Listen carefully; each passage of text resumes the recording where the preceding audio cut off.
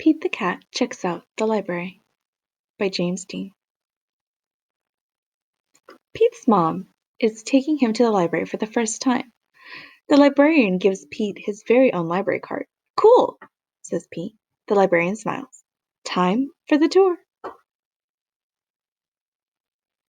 The librarian takes Pete through the library. There is a big desk where people wait to check out books. Pete sees some of his friends reading at a long table. It's very peaceful and quiet. How relaxing. The librarian takes Pete to her favorite room. There are lots of Pete-sized chairs and tables and shelves. There are books of every shape, size, and color. "What do I do now?" Pete asks. "Now you read a book," the librarian says. "Which book should I read?" asks Pete. "You can read any book you like," says the librarian. Pete looks around. There are so many books.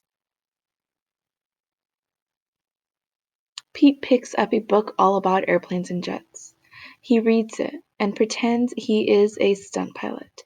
He flies a super fast jet and does loop-the-loops and spirals high in the sky. Then Pete finds a book with dragons, wizards, and unicorns on the cover. He reads it and imagines that he is a powerful wizard, using magic spells and a special wand to defend his castle against a fire-breathing dragon.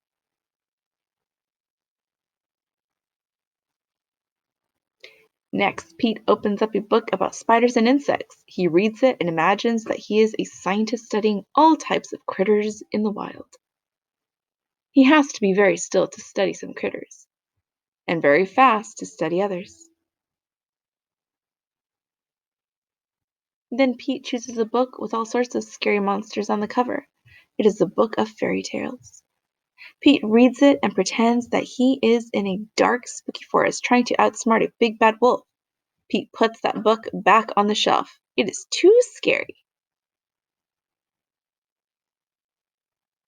Pete opens up a book about the pyramids in Egypt. He reads it and pretends that he is an explorer riding a camel across the desert and climbing to the top of a giant pyramid. Next, Pete picks a book with all sorts of robots on the cover. He reads it and imagines that he is a robot at a robot dance. His arms and legs make whizzing sounds when he moves. When Robot Pete speaks, he says, "Bleep boop bleep." Next, Pete picks up a book about superheroes.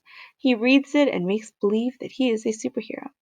He flies around the city in a colorful cape, chasing bad guys and saving the day.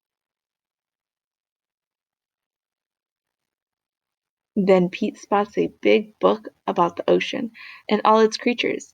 He reads it and imagines that he is a scientist in a submarine deep in the Atlantic Ocean looking for whales, squids, and sharks.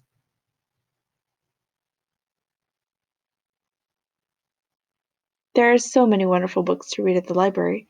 Pete can be whatever he imagines with a book. Reading is super groovy.